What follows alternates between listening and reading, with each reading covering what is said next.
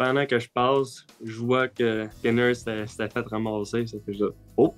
OK. » Le gardien de but Olivier Rodrigue a récemment disputé ses premières minutes de jeu dans la LNH. Et comprendre que tu vas probablement te faire rappeler en regardant la TV, ça c'est spécial. Olivier nous raconte ça. On venait de jouer à Bakersfield.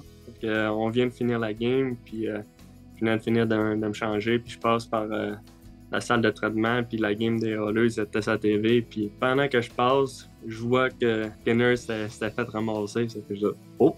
OK. » Il va peut-être se passer quelque chose. Puis après ça, notre DG à Bakersfield, il est venu me parler. Il me dit « Garde ton téléphone pas trop loin, ça se peut qu'on ait un appel. » Puis quinzaine de minutes après, il est venu me confirmer qu'il allait avoir un car service, qu'il allait venir me chercher à la maison. Suite après la game, j'ai conduit de Bakersfield jusqu'à aller coucher là.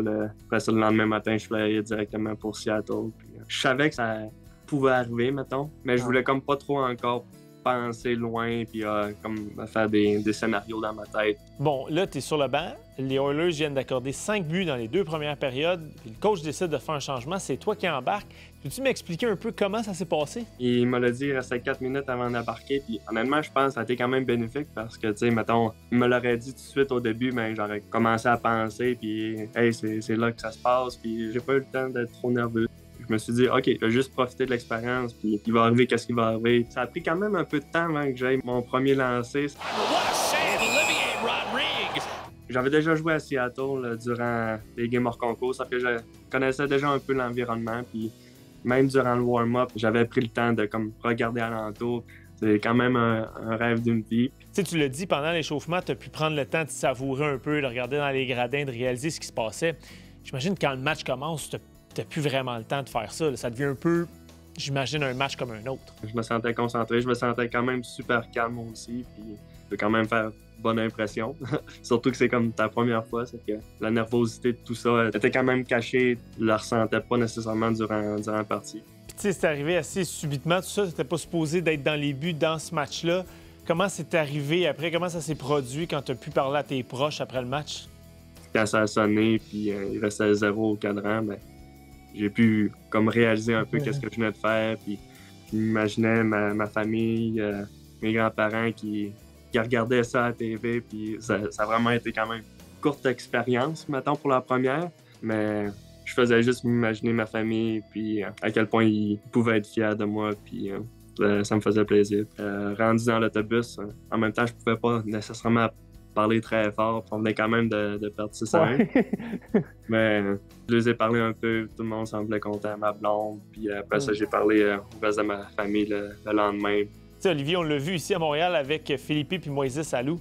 Mais toi, ton père a eu l'occasion d'être ton entraîneur des gardiens pendant 4 ans dans la Ligue américaine, dans l'organisation des Oilers, avant de faire le saut dans l'organisation des Panthers. Ça a dû être vraiment spécial de vivre ça, surtout à ce niveau-là.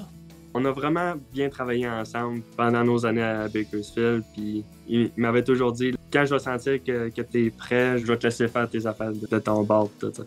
Il m'a vraiment aidé à me développer. Puis je crois qu'il a vraiment été fair avec moi, puis autant avec les autres gardiens qui ont passé dans l'organisation. Puis à un certain point que même il y a des joueurs qui savaient pas, mettons, qui était mon père.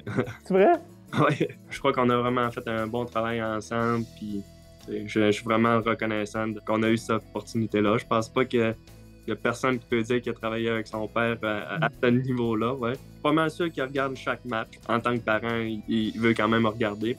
Oui, des fois, il va peut-être donner un petit conseil, mais il laisse quand même la place à mon goalie coach. T'sais, on sait les gardiens de 18, 19, 20 ans dans la LNH, il n'y en a pas. Puis tu as juste 2 postes par équipe. Toi, c'est ta 5e année dans la Ligue américaine. Ça doit être difficile mentalement à un moment donné de garder confiance puis de croire que ton jour va arriver à un moment donné.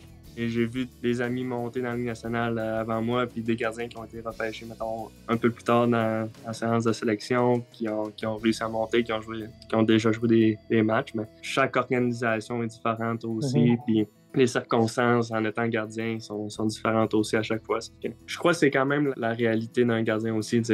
J'ai toujours cru qu'il n'y a rien qui arrive pour rien. Je crois que j'ai été patient, j'ai fait mes devoirs dans la Ligue américaine, puis j'ai travaillé sur ma game. Je savais que mon tour allait venir un jour. On ne sait jamais quand, mais quand ça allait arriver, ben, je me sentais prêt. Parfait. Merci beaucoup, Olivier. Merci d'avoir pris le temps. Je te souhaite une excellente fin de saison.